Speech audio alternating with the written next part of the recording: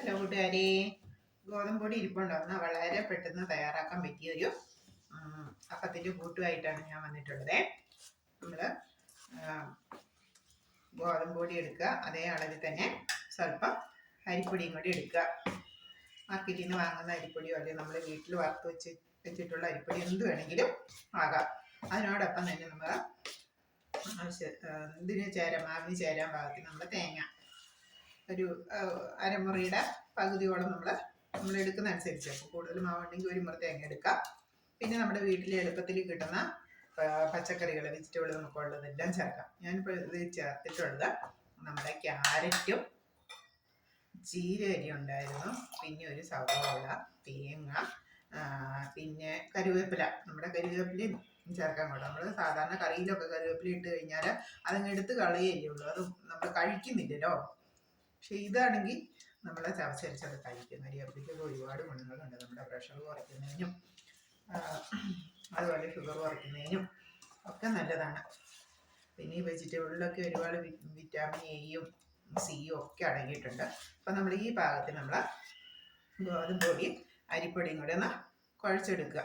കുഴച്ച് വെച്ചതാണ്, ഒന്നുകൂടെ കഴിക്കുന്നതിന് വേണ്ടിയിട്ടാണ് ഇന്ന് എടുത്തത്. നമുക്ക് അധികം ലൂസും അല്ല.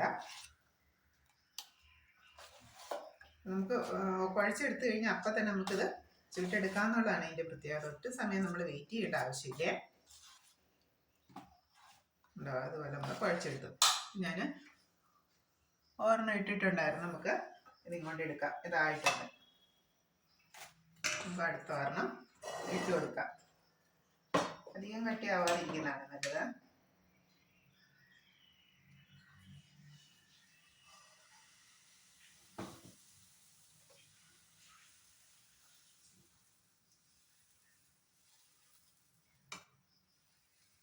നമ്മുടെ വെജിറ്റബിൾ ദോശ, ഗോതമ്പൊടി, അരിപ്പൊടി, തേങ്ങ, പിന്നെ നമ്മുടെ വീട്ടിലുണ്ടായിട്ടുള്ള നമ്മൾ പച്ചക്കറിയൊക്കെ വാങ്ങൂല, അപ്പോൾ ഉള്ള വെജിറ്റബിൾ എല്ലാം തന്നെ നമുക്ക് പൊടിയായിട്ട് അരിഞ്ഞ് ചേർക്കാം. ഞാനിവിടെ ചേർത്തത് ക്യാരറ്റ്, ക്യാബേജ്,